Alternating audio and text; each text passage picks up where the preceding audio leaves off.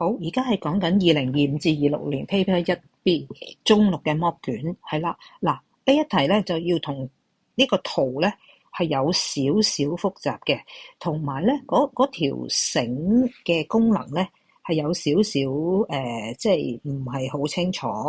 咁咧呢一個咧其實就係一個相架，咁咧就同學，我哋嘅主角咧就係呢個相架。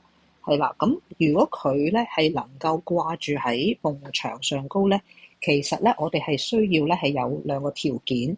咁第一個條件咧就係咧我哋所講嘅叫做 force 嘅 equilibrium， 意思即係話咧無論喺 x 或者係 y 方向都唔應該係有 net force 喺上高，咁佢先至能夠佢嘅物件嘅 center of mass 係唔會移動嘅。第二咧，我哋就要係 take moment about 任何一點個 clockwise 同個 anti-clockwise moment 咧，都係應該要係抵消咗，咁佢先至係能夠呢個嘅站喺個原本嘅位置係唔喐動。咁同學留意1同2咯喎。咁我哋咧就跳一跳個情況咧，就係咧，其實呢一題咧係應該咧係先做去畫圖先嘅。咁咧個畫圖嘅情況咧就係咧，我相信咧嗱喺公開試嘅 free body diagram 咧，我哋係一定要寫全名，個 weight 係應該一般同學都係冇問題嘅。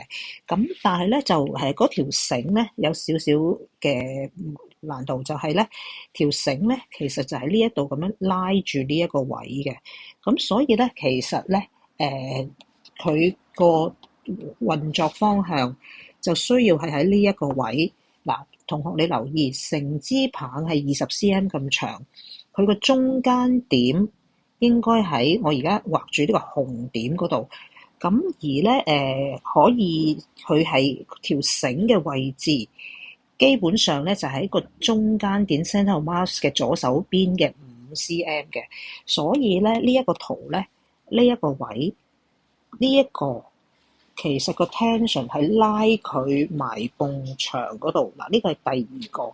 好啦，嗱，各位同學，呢兩個力係比較清楚，同埋喺個圖度係能夠顯示出嚟嘅。但係有兩個會比較難啲嘅。咁我哋首先就要諗下，因為頭先咧我哋提到有兩個條件，嗰兩個條件分別係個 force x 方向嘅力應該抵消晒，跟住 take moment 不過任何一點 clockwise 應該等於 anti-clockwise moment 呢一個概念。咁所以咧我哋咧就可以諗下，我哋就會知道咧其實個 tension 咧就有 Ty 同 Tx。咁大家同學要知道就係 Tx 咧係一個水平方向嘅力，而冇力同佢抵消嘅。所以我哋就知道呢一度係一定有一個叫做 reaction， 係而個 Rx 咧係攞嚟抵消個 Tx 嘅。咁跟住仲有就係你會見到喺呢一個情況裏邊，我哋會望一望就係咧打呢個打橫方向嘅力就咁樣啦。咁而打直方向嘅力又點樣咧？打直方向嘅力咧，我哋見到有個叫 weight， 有個叫 Ty。咁但係 Ty 有可能未必可以抵消得晒呢個嘅個 weight 嘅。咁所以下一個部分我哋要知道嘅咧就係咧，其實呢一度咧就係有一個 friction。所以我哋嘅 free body diagram 咧，其實咧就係需要咧係畫咧1、2、3、4個力，以畫咗紅色嗰兩個先，跟住去畫埋嗰兩個係推斷出嚟。因為呢個有向左嘅力，所以呢度一定要學個向右。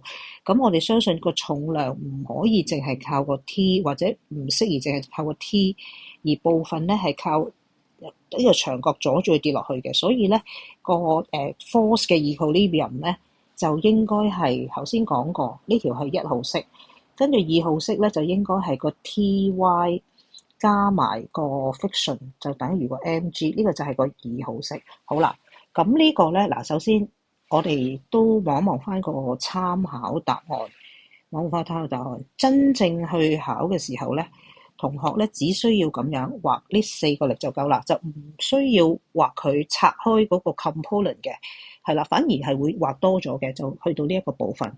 好啦，咁跟住至於點樣可以達至佢問嘅問題咧？第一個問題就係佢問得複雜咗少少，佢就提議咧就係話個 tension 應該係點樣？嗱，如果我哋考慮個 moment 嘅話咧，最好嘅位置最好就係 take moment about 呢個 O 啦，因為咧有2個力係作用喺呢個支點上高，我哋可以唔計佢。咁你話我點樣可以俾人哋知道咧？嗱，你就需要咧喺你幅圖度就自己喺度 mark 低咧呢點咧叫 O。咁跟住咧記住，因為你而家喺度計緊啦嘛，所以咧你就要係 take moment about O。咁咧呢個係一個方法分咧，你一定要講一講嘅。如果唔係咧，你只係將一啲數字整咗出嚟咧，人哋會唔知你做緊乜嘢，俾唔到方法分你嘅。萬一你計錯咗，咁個情況就係嗱，呢一個圖畫，如果我哋作用喺個 O 點上高嘅力唔使計，咁其實咧就係一個咁樣同一個咁樣嘅一個圖畫。好啦，咁我哋點樣去拆開啲力咧？就係如果呢個係一支棍嘅話，我哋係應該要拆到啲力咧，係同支棍平衡，同埋同支棍垂直。咁因為個 T 係已經同支棍垂直啦，所以唔使拆佢。咁我哋咧就淨係拆呢個 mg 就得噶啦。嗱，mg 就拆開佢做2個分量先，搞唔搞到 theta 一陣間先講啦。根據題目所講，呢一個角度就係30度，咁所以我哋唔難睇到就係呢度見唔見到喺個 Z 形夾住咗2隻角，呢一個就 alternate angle 內錯角，所以呢個角度就係30度，呢個角度就30度，所以呢一個就係 mg sin 30。咁 sin 30作為一個物理科嘅學生就知道係0.5，所以係0.5個 mg。咁所以咧，其實咧個 clockwise moment 等於個 anti-clockwise moment。嗱，各位同學，你再懶都好似我咁樣寫，咁人哋都覺得你喺度用緊呢個 moment 嘅方法啊嘛。咁個 clockwise moment 咧就係當支棒喺度頂住呢一個就係一個 clockwise moment 啦。所以個 clockwise moment 就係0.5個 mg， 0.5個 mg 就乘以佢呢度嘅距離就係10 cm， 10 cm 咧即係0.1米，0.1米即係10 cm 嚇。咁你如果你 cm 你就兩邊都用晒 cm， 咁 anti-clockwise moment 咧其實咧就係靠呢一個，就係靠呢個嘅 T 乘以0.05米。咁所以佢呢度就提到，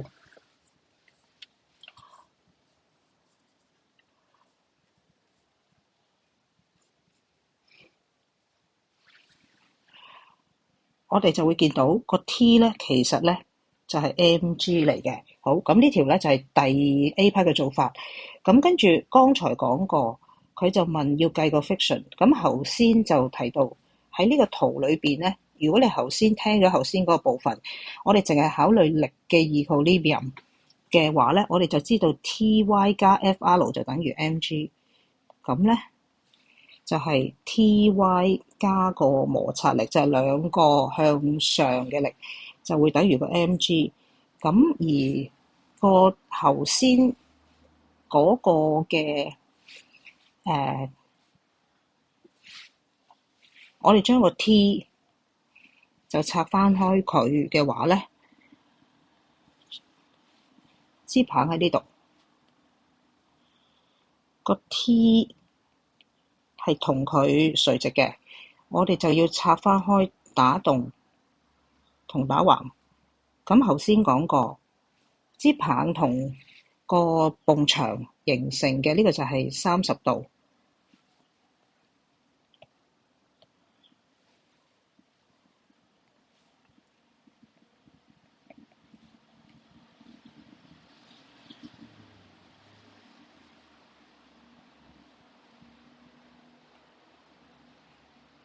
支棒同呢度形成嘅就係個30度，所以即係呢個係30度。